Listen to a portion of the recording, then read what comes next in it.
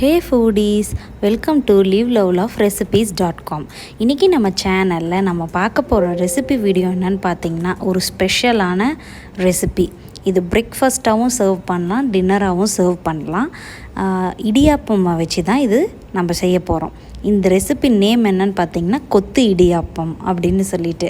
இது ரொம்ப ரொம்ப டேஸ்டியாக ஸ்பைசி வேர்ஷனாக இருக்கும்.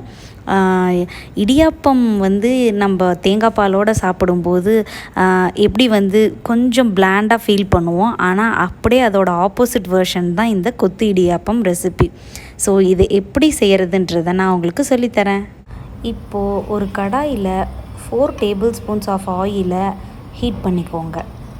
ஆயில் நல்லா ஹீட் ஆனதுக்கப்புறமா அதில் 1 டீஸ்பூன் ஆஃப் கடுகை ஆட் பண்ணி நல்லா பொரிய விடுங்க. கடுகு பொரிஞ்சதுக்கப்புறமா 1 டீஸ்பூன் ஆஃப் சீரகமும் 1 டீஸ்பூன் ஆஃப் உடச்ச உளுத்தம்பருப்பும் ஆட் பண்ணி சாட்டே பண்ணிக்கோங்க.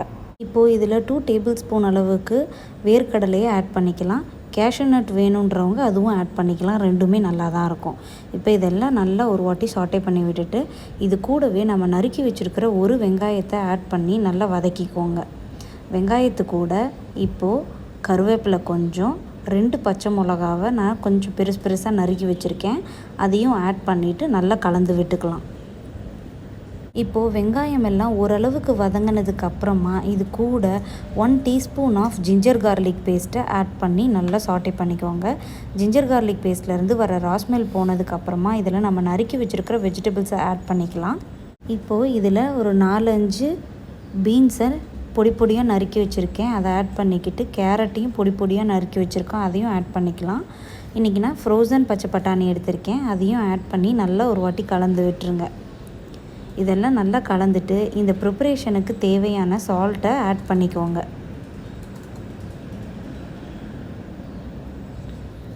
இப்போ இதை நல்லா கலந்து விட்டுட்டு இதுக்கு தேவையான மசாலா பவுடர்ஸ் ஆட் பண்ணிடலாம். 1 teaspoon of red chilli powder add பண்ணியிருக்கேன், இது காஷ்மீரி சில்லி பவுடர். இது கூடவே ஒரு 1 டீஸ்பூன் அளவுக்கு பிரியாணி மசாலா பவுடரும் 1 டீஸ்பூன் அளவுக்கு கரம் மசாலா பவுடரையும் ஆட் பண்ணி நல்லா சாட்டே பண்ணி விட்டுக்கோங்க.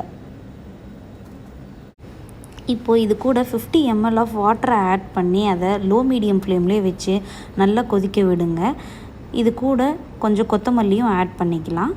இப்போ இதெல்லாம் நல்லா கலந்து விட்டுட்டு லோ மீடியம் ஃப்ளேம்லேயே வச்சு குக் பண்ணிங்க அப்படின்னா நம்ம போட்டிருக்க வெஜிடபிள்ஸ் எல்லாம் நல்லா குக் ஆகி வந்துடும். இப்போ நான் ரெடி பண்ணி வச்சுருக்கிற இடியாப்பம் உதிர்த்து வச்சுருந்தேன், அதையும் இப்போது இந்த வெஜிடபிள்ஸ் கூடயே ஆட் பண்ணி நல்லா மிக்ஸ் பண்ணி விட்டுருங்க.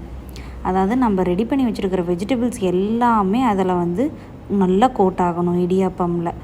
அந்த அளவுக்கு நல்லா மிக்ஸ் பண்ணி விட்டுட்டு இதை சர்வ் பண்ணிங்க அப்படின்னா ஹோட்டல் ஸ்டைல் கொத்து இடியாப்பம் நம்ம வீட்லேயே ரெடி ஆகிடும். இதை நீங்கள் செஞ்சு ட்ரை பண்ணிவிட்டு எப்படி வந்திருக்கு அப்படின்றத கமெண்ட்ஸில் சொல்லுங்கள். இந்த ரெசிபி உங்களுக்கு பிடிச்சிருந்ததுன்னா லைக் பண்ணுங்கள், கமெண்ட் பண்ணுங்கள், உங்கள் ஃப்ரெண்ட்ஸ் அண்ட் ரிலேட்டிவ்ஸ் கூட ஷேர் பண்ணுங்கள்.